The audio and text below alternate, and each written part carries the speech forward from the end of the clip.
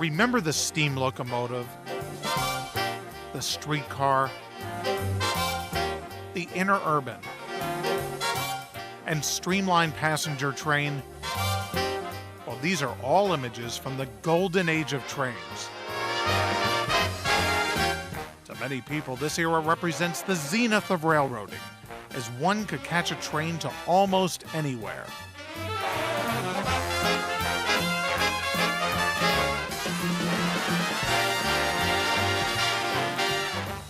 Most of the vestiges of this time have vanished long ago, but just outside of Chicago, in the small town of Union, there is a place where you can see transportation through the eyes of your parents and grandparents. Step back in time for a visit to the Illinois Railway Museum.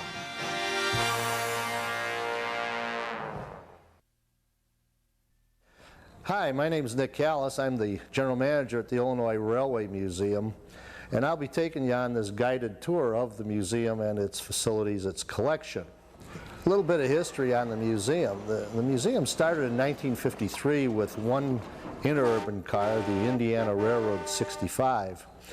It was originally located in North Chicago, Illinois, and in 1954 it added a couple of more cars, 1955 several more, such that by 1964, when we moved to the site here at Union, we moved 43 pieces of equipment. Today the museum has over 350 pieces of equipment, so the greatest growth of the museum has occurred while here at the Union site. The museum has a multifaceted collection. It consists of electric cars, steam and diesel equipment, rapid transit cars, interurban cars, and buses, trolley buses as well as gas buses. The oldest piece of equipment in the museum's collection is North Chicago Street Railway number 8, a horse car that is right here behind me.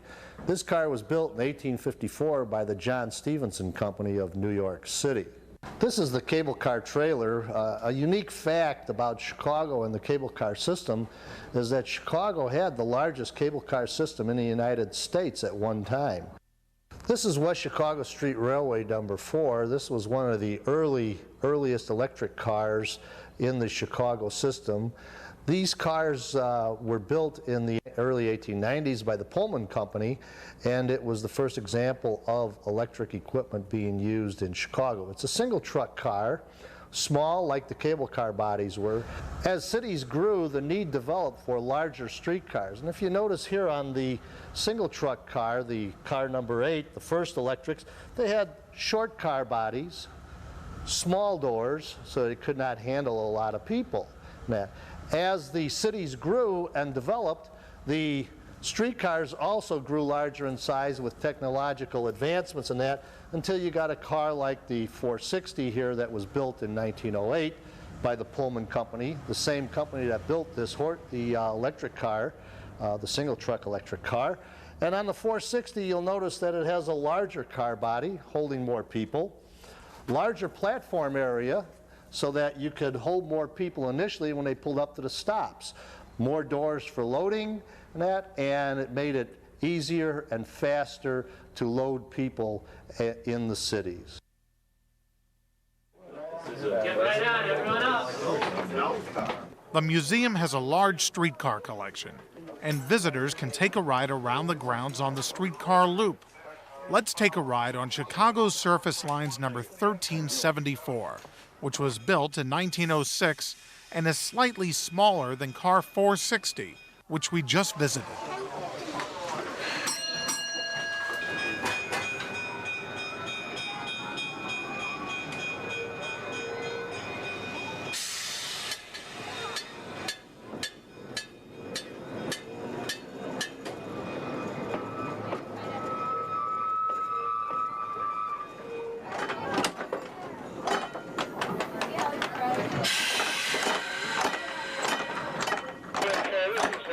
Could you stand for your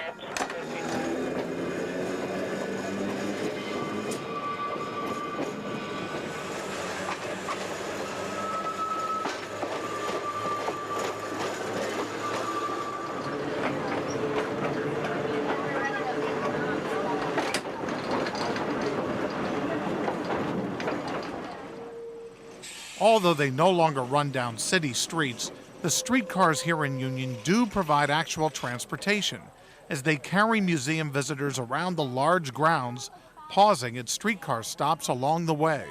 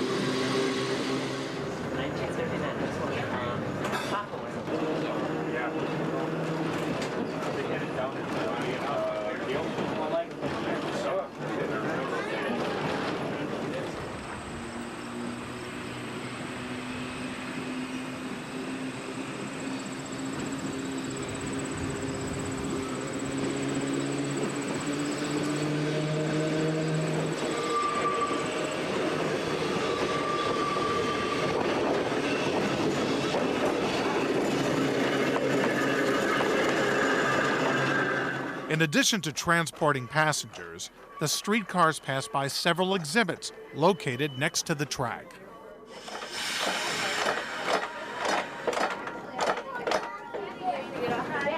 This is bar number 9, North Stop. North Stop. North Stop. North Stop. Run, please. Bar 9, if anyone wishes to get off, please exit the front. We're stopping off at bar 9, then when we get...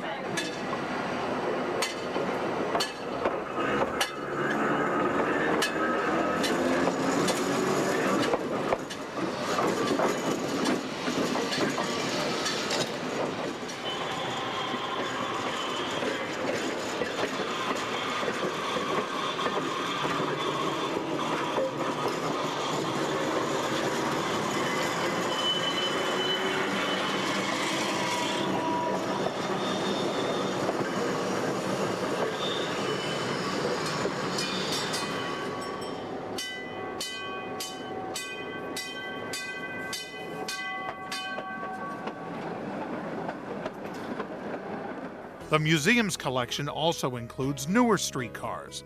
Here we see Chicago Transit Authority number 4391, also known as the Green Hornet, which was built in 1948.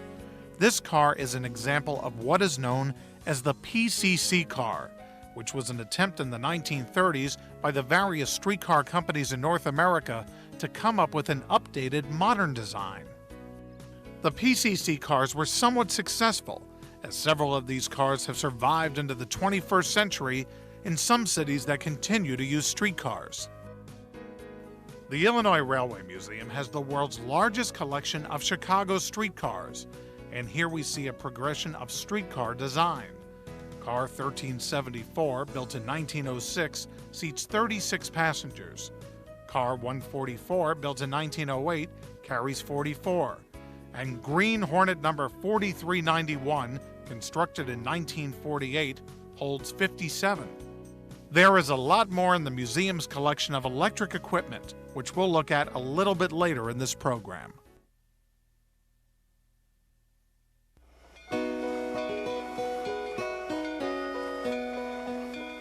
The trains may get most of the attention at the museum, but the focal point at IRM is the depot. Built in 1851, it was formerly located in nearby Marengo. In 1967, museum volunteers moved it here to Union and carefully put it back together. This station certainly has character, which can be seen in the old-time ticket office or in the waiting room. It is at the train station that most people wait for a train to ride. Of course, one of the most popular is the steam train, which is often pulled by former Frisco locomotive number 1630. 1630 has been an operating fixture here at the museum since 1972 and has an interesting history. The 1630 is a Russian decapod locomotive that was built in 1917 and is the primary locomotive operated here at the museum for the public. 1630 has a unique history in that it was part of an order of 400 locomotives that was built for the Imperial Russian Railways. But with the advent of the Bolshevik Revolution, there were 88 of these locomotives that were still on the dock in Philadelphia to be shipped to Russia.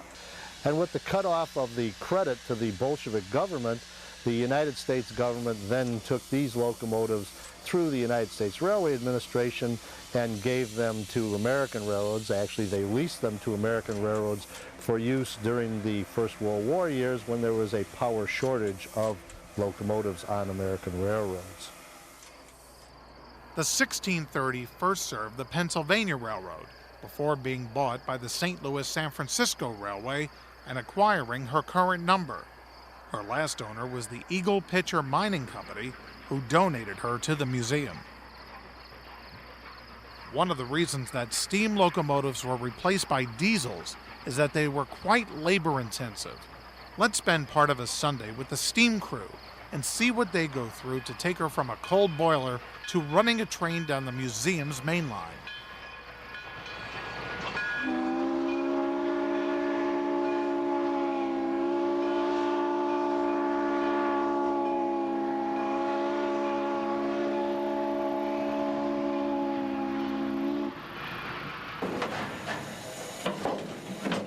When we get it going in the morning like today, the first thing I do is dump the fire, what's left of it. There's usually a lot of ashes in the firebox.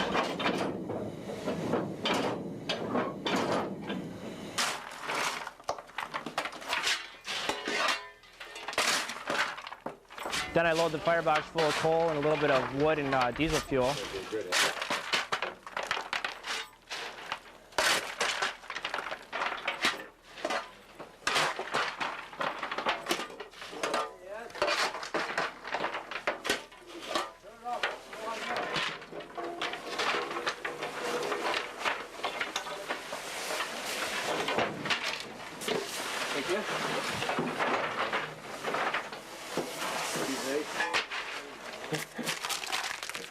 You're a pyromaniac.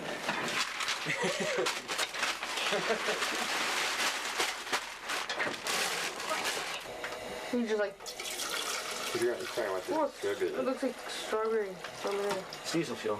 I know, it's my cousin's, so I think that's, they're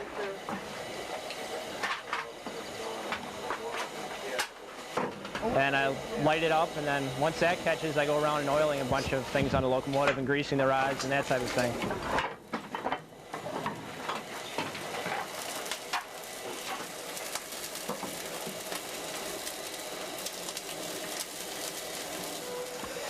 It's a lot of manual labor is what it is. You know, it's a lot of hard work, and you get really dirty. You can tell I'm not too clean right now. But it's fun. I mean, that's what I like to do.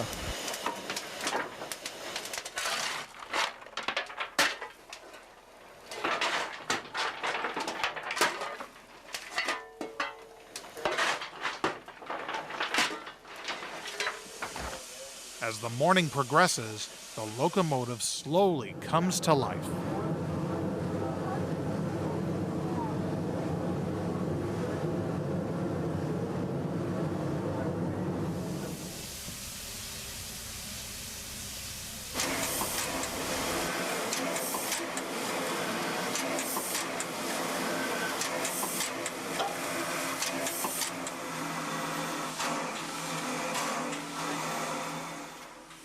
While the steam pressure is building up, the steam crew makes sure that the drive rods and wheel bearings are lubricated.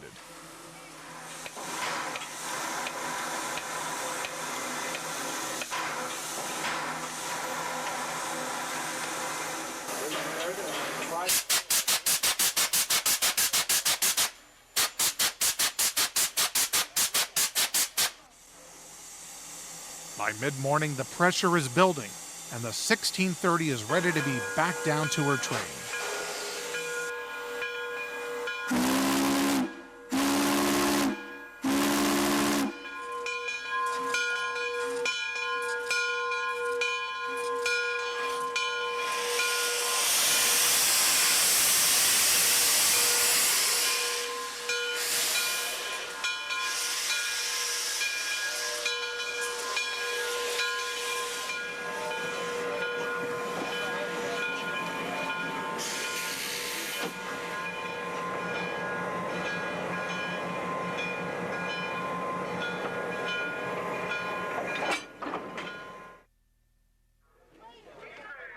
After a morning of preparation, it's train time, and we're ready to go.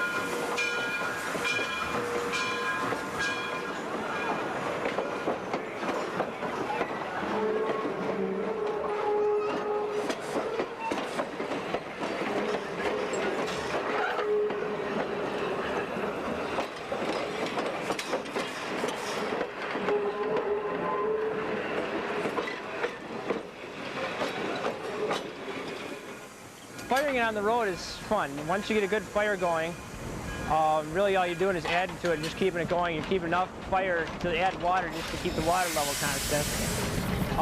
The hard part is sitting at the station because you're not going anywhere, so you don't need all the heat, but at the same time you need to keep the fire going.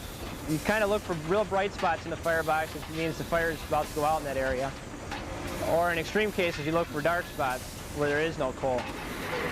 It doesn't happen too much. Usually you're just following the real bright spots in there, and you try keeping an even layer of coal in there.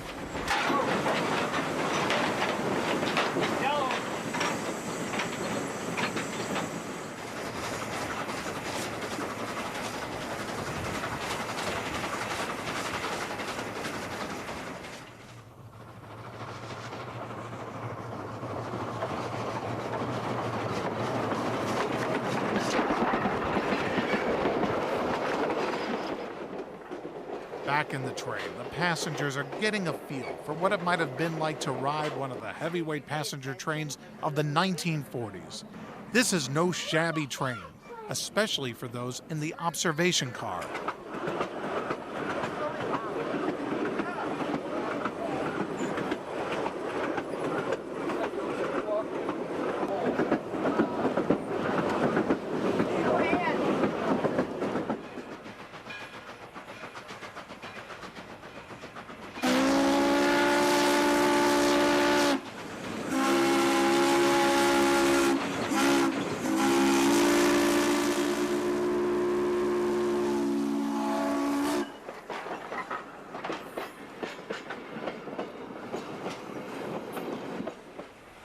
All too soon, we've reached the end of the museum's track. Stopping a steam train is an art, and it is neat to watch the engineer bring 1630 safely to a stop.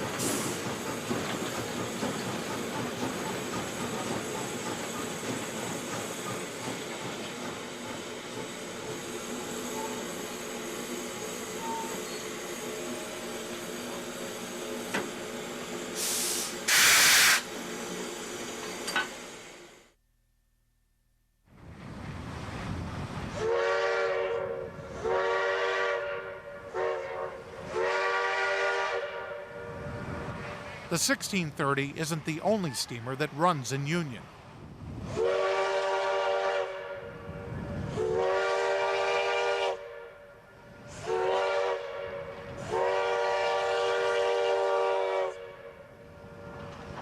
J. Neal's Lumber Company number 5, built in 1929, is a Shay locomotive.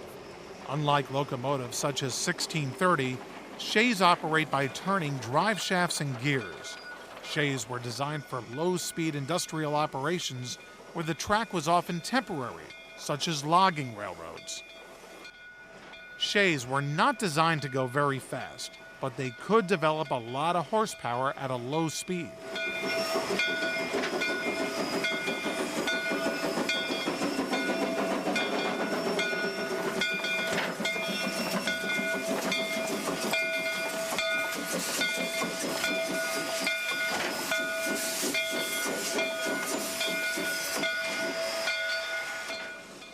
The operating locomotives, like numbers 5 and 1630, are interesting to watch, but there are several more steam locomotives in the museum's collection.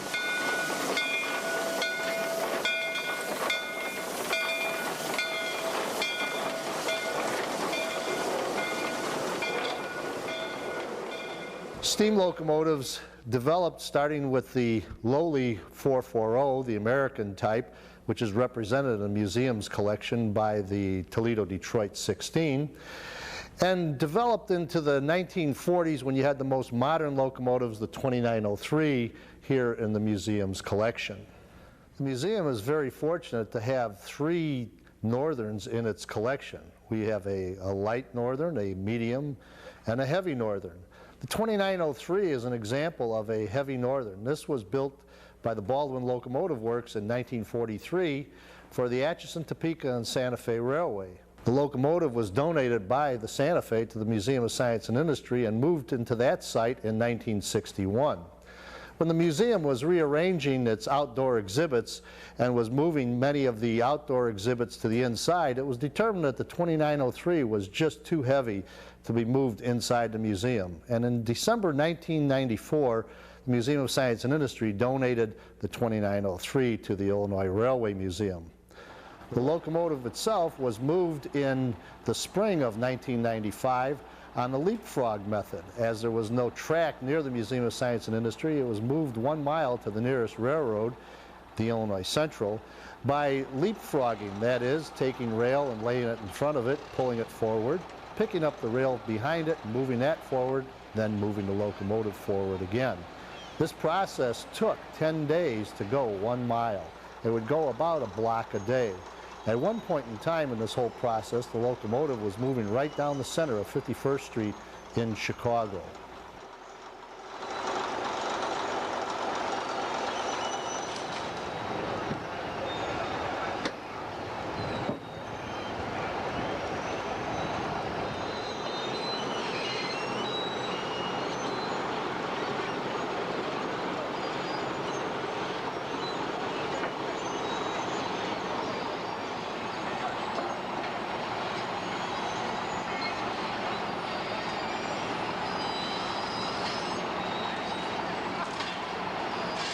The 3007 was built by the Baldwin Locomotive Works in 1930 for the Chicago, Burlington, and Quincy Railroad. And the Burlington Railroad had this locomotive built primarily as a high-speed passenger locomotive to haul the passenger trains that were the hallmark of the Burlington Railroad. Some of the other locomotives in IRM's collection include Milwaukee Road number 265, which was built in 1944 and is a medium-sized 484 Northern. Chicago, Burlington, and Quincy 282 number 4963, built in 1923, which was rescued from a Chicago scrapyard. Lake Superior and Ishpeming 280 number 35, constructed in 1916. Grand Trunk Western 080 number 8380, which was built in 1929 and worked in a steel mill into the 1980s. And 1923 Norfolk and Western 2882 number 2050, which is one of the largest steam locomotives ever built.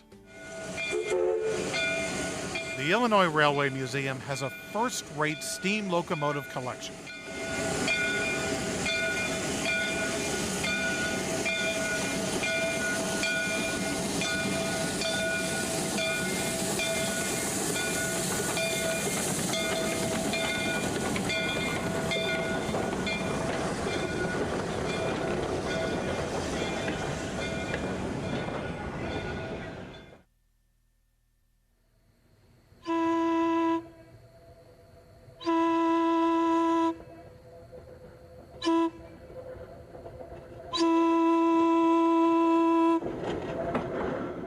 Returning to the electric collection, let's continue our look at the development of electric railroading.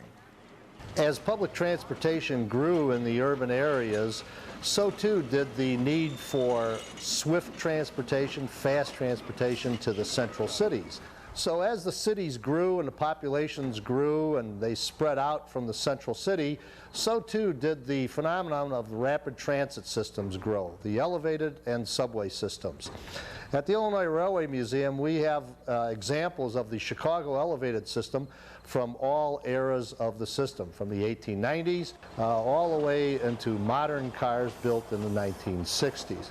The car behind us here is the Metropolitan West Side Elevated Railway 2888, and it's a elevated car. In Chicago they called it the L because it was above the city streets. The structure was built above the city streets and it was elevated, and so it was always called the L. And in Chicago there were 4 distinct elevated systems as well as the Union Loop. The museum has examples of cars from all 4 of these systems. One of the museum's goals is not only to preserve the equipment that was used to transport the public, but to also preserve the stations and other fixtures that were commonplace back in the era when this equipment was operated. You're looking at the 50th Avenue station that was located on the Douglas Park Rapid Transit line. 50th Avenue was in Cicero, Illinois, and this was a station on this rapid transit line that saw a lot of heavy usage back in the old days. It was built in 1910, and the museum took it apart and moved it piece by piece here to our site, only because we have a large rapid transit collection, and in order for the visiting public to get the feel of what it was like to ride rapid transit cars, we thought that an authentic rapid transit station was also necessary. Let's ride an old rapid transit train out of 50th Avenue Station. Chicago Transit Authority car number 4410 was built in 1922.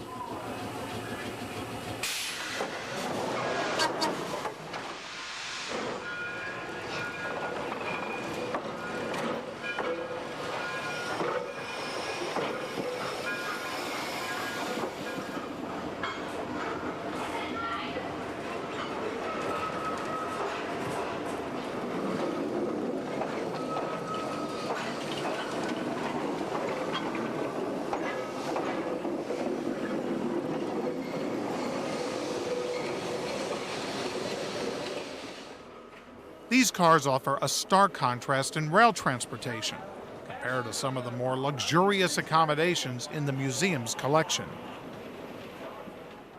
Rapid transit has one function: to move large numbers of people quickly, and little thought was given to interior decor.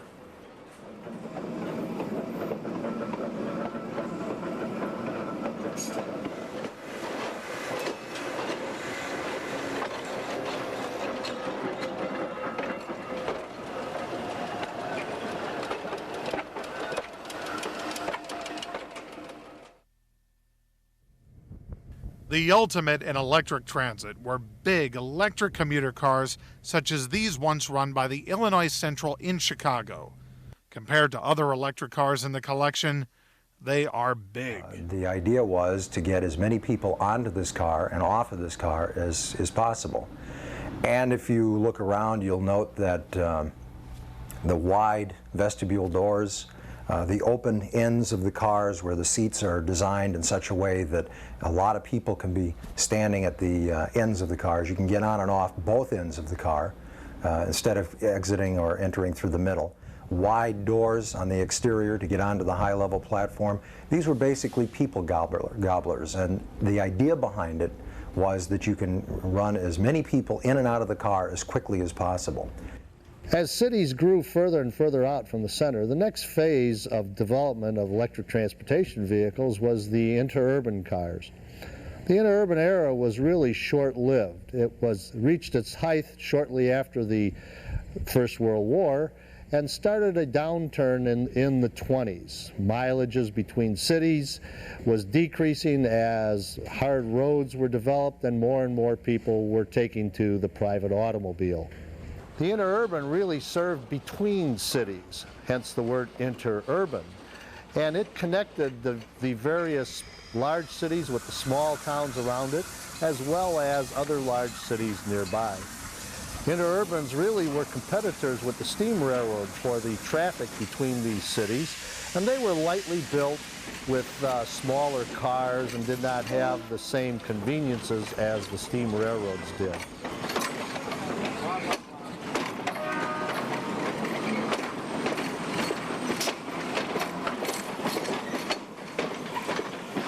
Tickets, please. Tickets.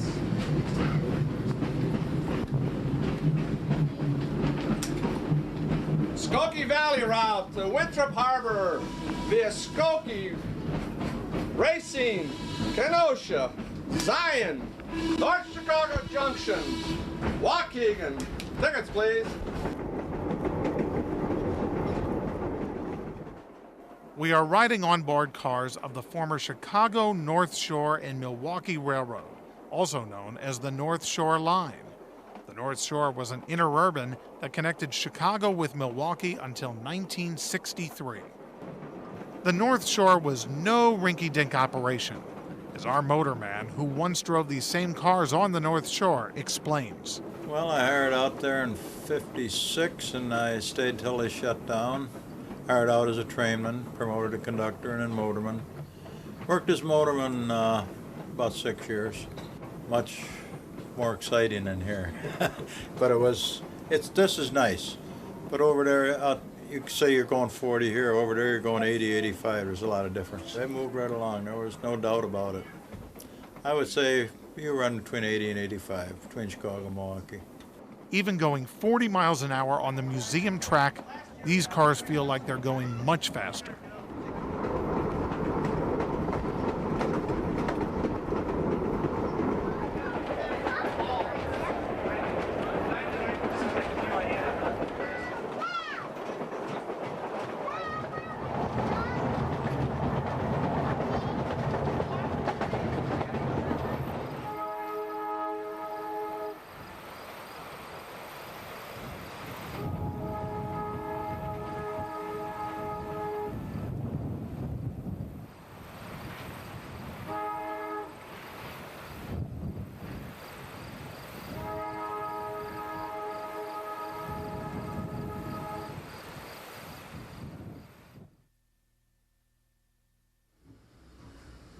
The North Shore did make one last effort to modernize its service, and the result was the Electroliner, which brought modern comforts to interurban rail travel.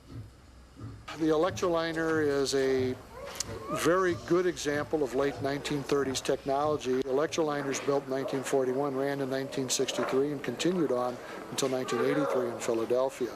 They have very novel features for an interurban. They're air conditioned, they're streamlined, there's non-opening windows, you won't see a rivet on the train at all. It's smooth and flush. It's in bright, eye-catching colors that were typical of trains coming out of the Depression era. The Electroliner is probably the pinnacle or the ultimate of electric interurban design. It was a very successful train and probably was the last electric intercity trains built. Believably or not, could go from downtown Chicago to downtown Milwaukee in an hour and 40 minutes, and that's including running on the loop elevated in the streets in Milwaukee. Plus, you could have a tasty electro burger or some light alcoholic beverage in the tavern lounge.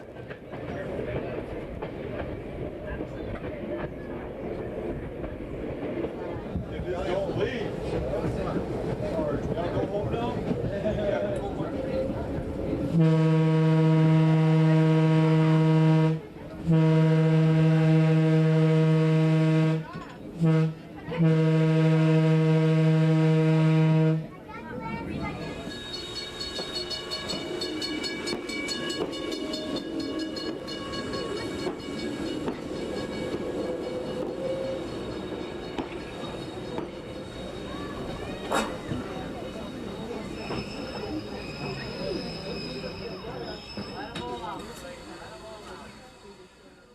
The car in the background here is the Indiana Railroad 65, and the 65 was the first car in the museum's collection. This car really started the Illinois Railway Museum.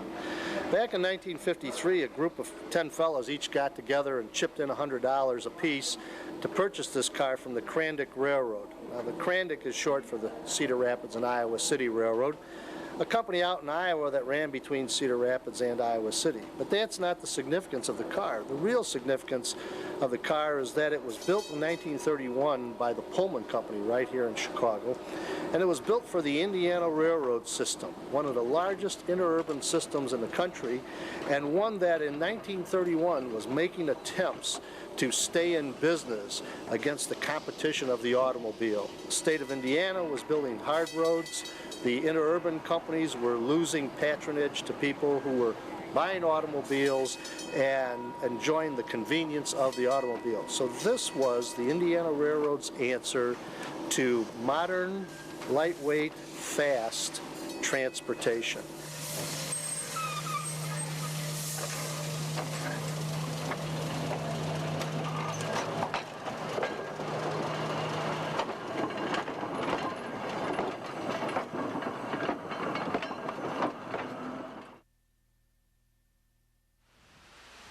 The museum has several different examples of interurban construction, and sometimes this can be seen on one train.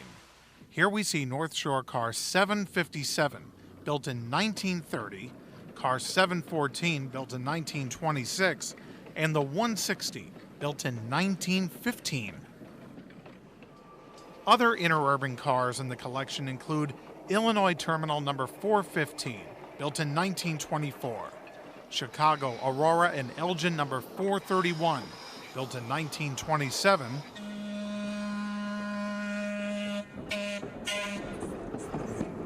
and 309, built in 1908.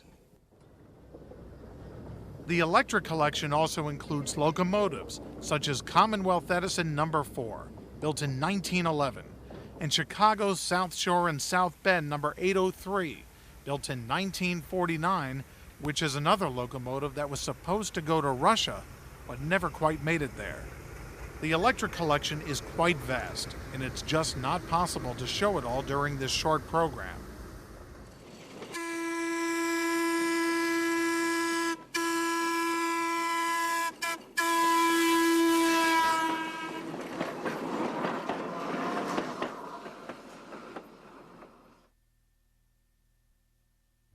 The museum has one of the largest diesel locomotive collections in the United States. Currently, there are over 35 different models of diesel locomotives in the museum's collection, including a lot of firsts and onlys. The museum has the first GP7 built, the first diesel locomotive built by the Fairbanks Morse Corporation, and the only Baldwin center cab locomotive in any collection in the United States. Behind me is the latest addition to the museum's diesel collection, the BN 1, 2, and 3. These locomotives were rebuilt by the Burlington Northern Railroad to power their executive trains, and as such they are very modern locomotives mechanically in an older streamlined car body.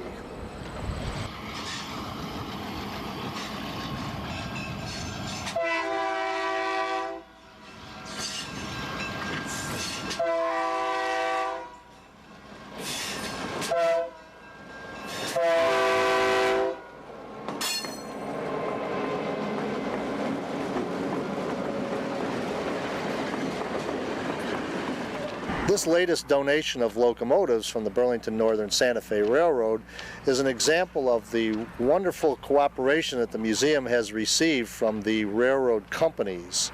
The Burlington Northern Santa Fe has been most generous to the museum by donating locomotives and transportation services to the museum. Another diesel donated by the BNSF is former Santa Fe Railway number 92. It was built in 1967 by the Electromotive Division of General Motors and assigned to Santa Fe passenger service. After Amtrak took over the passenger trains in 1971, it spent the rest of its career hauling freight. Some of the other diesels in the collection include Green Bay and Western number 2407, which was built in 1959 by the now closed American Locomotive Company. A Chicago and Northwestern rail diesel car, built in 1950.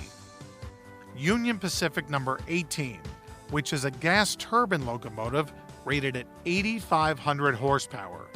Built in 1960 by General Electric, it is a two-piece locomotive. The first unit carries a diesel engine used to move the locomotive around in the yard, while the second unit actually houses the turbine engine. The UP was the only railroad to operate these. Other locomotives include Columbus and Greenville number 606, which was built in 1950 by the defunct Baldwin Locomotive Works. Illinois Terminal 1605, a 1,500 horsepower engine built in 1953 by Electromotive. 2,400 horsepower 6244, built in 1959 by Electromotive. And 6,600 horsepower Union Pacific number 6930, a 1970 GM product. These were the largest diesels ever built. At the other end of the spectrum is Davenport Rock Island and Northwestern number 121, which was built in 1950 by Electromotive and is a 1,200 horsepower switch engine. Pulling the museum's passenger trains is certainly the most glamorous job this locomotive has had.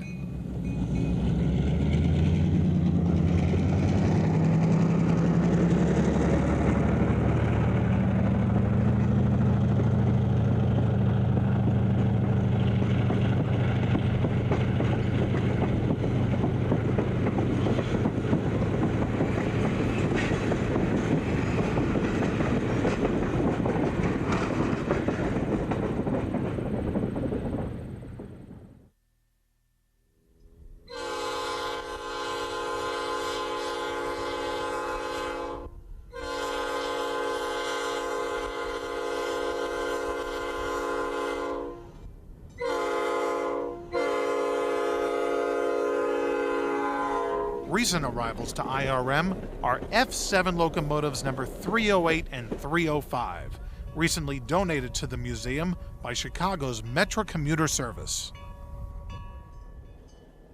Number 308 was built by Electromotive in 1949 for the Chicago and Northwestern. It worked all over the system in freight service before being rebuilt and assigned to Chicago Commuter Service. Metra bought the locomotive shortly after they assumed responsibility for the Northwestern's commuter service. It may be over 50 years old, but it can still get up and go.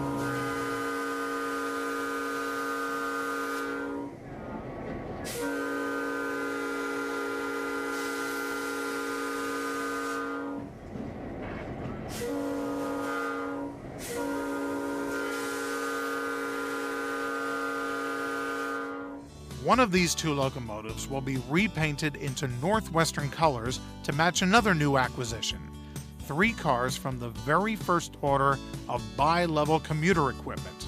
Gallery coaches 1 and 6 were built in 1955 as part of the original 16-car order by the St. Louis Car Company for the Chicago and Northwestern. The third car, C&NW 151, was built in 1960 by Pullman Standard and is the first example of a cab control car of its type in North America. This allowed the trains to run in both directions without turning around.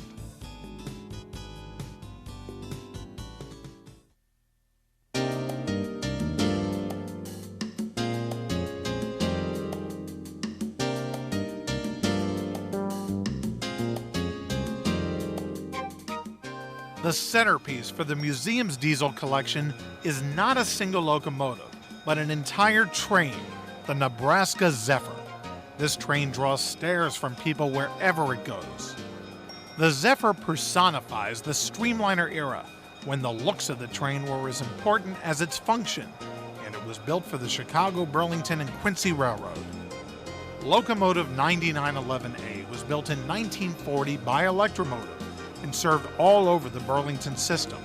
It has the distinction of being the only locomotive ever to make it out of Pilot Brothers Scrapyard in Chicago and is the only member of the E5 model in existence.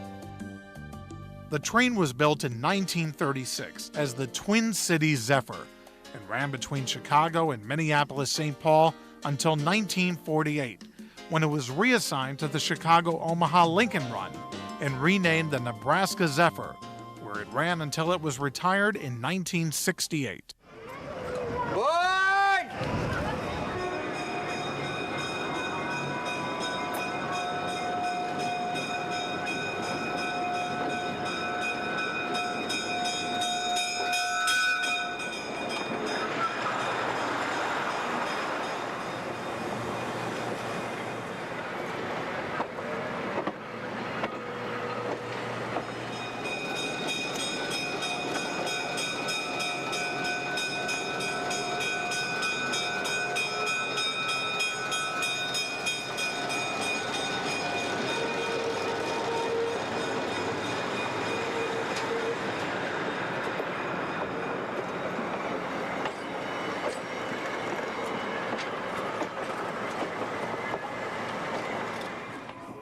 The Zephyr was quite luxurious for its time, especially the rear observation lounge car.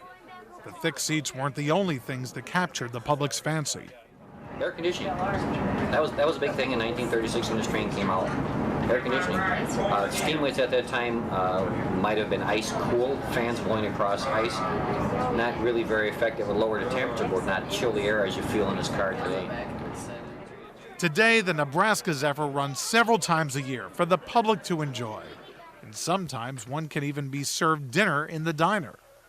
I'll have the tuna, light rye, okay, and I'd like the coleslaw, and I would like the Sprite or whatever. Okay, would you like lettuce or tomato? The whole works. The whole works, okay.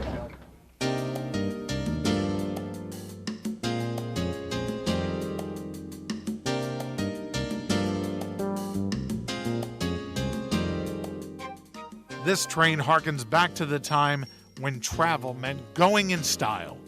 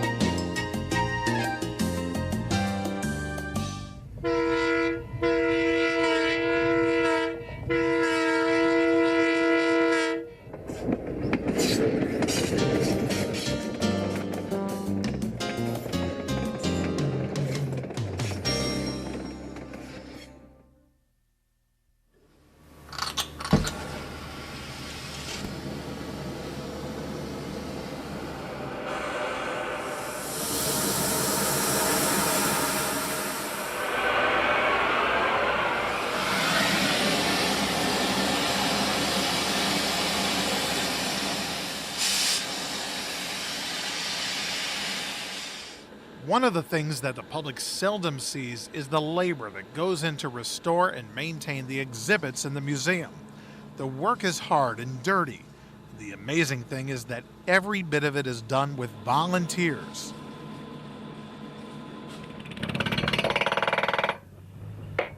This includes laying the museum's railroad track.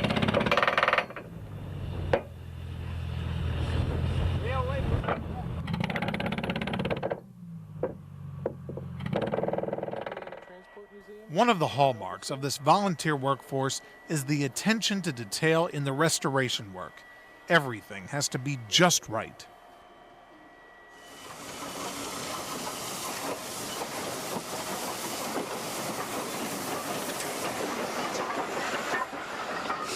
Another detail that adds flavor to IRM is the working signal system that spans the entire 5-mile main line. The signals themselves represent different eras of signal development, but they all have one thing in common. The crews have to obey them just like they would on the main line. IRM dispatcher, train number 121. As soon as train 160 clears the east switch, you may make a trip to Kishwaukee Grove, back to Johnson, call for orders, and no meets after 160 clears the east switch. That is correct, after you meet the 160 at east switch. Going hand in hand with the signals is the dispatcher, who works in the Spalding Interlocking Tower. The dispatcher knows where every train on the railroad is. That is correct, dispatcher out. Train 121, I really need that track.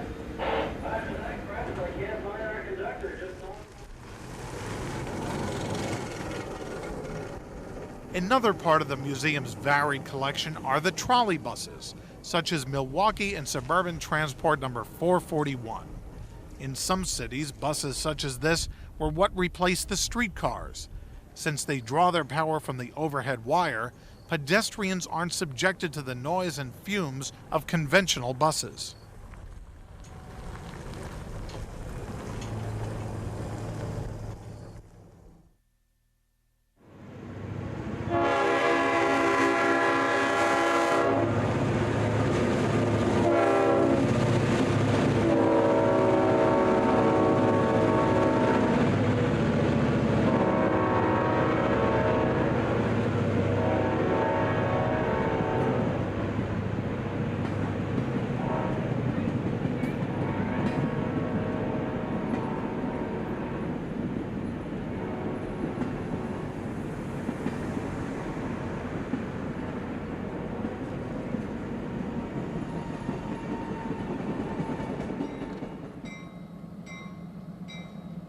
From time to time, the museum hosts special events. One such event was the visit by Union Pacific's streamlined excursion train. It is a rare sight indeed to see a train this long at IRM.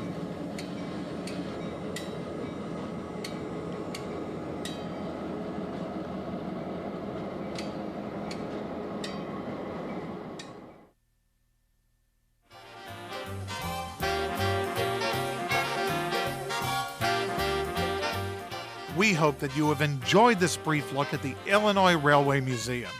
This program has showcased only a few of the many exhibits that the museum has.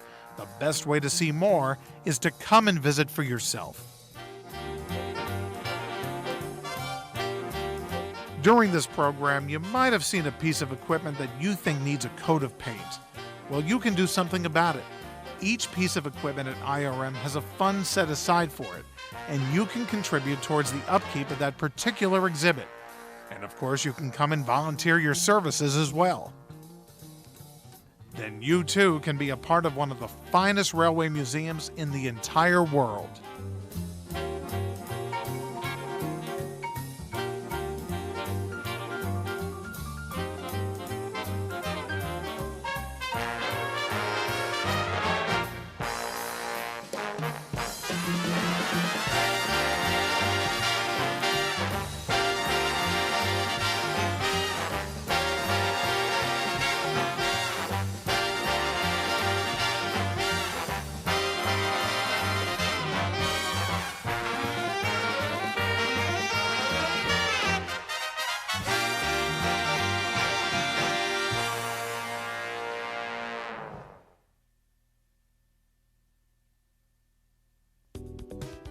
For further information about the museum, you can write for a catalog to Post Office Box 427, Union, Illinois 60180. For the latest information on upcoming special events, call the phone hotline toll-free at 1-800-244-7245. For even more information, visit the website at www.irm.org.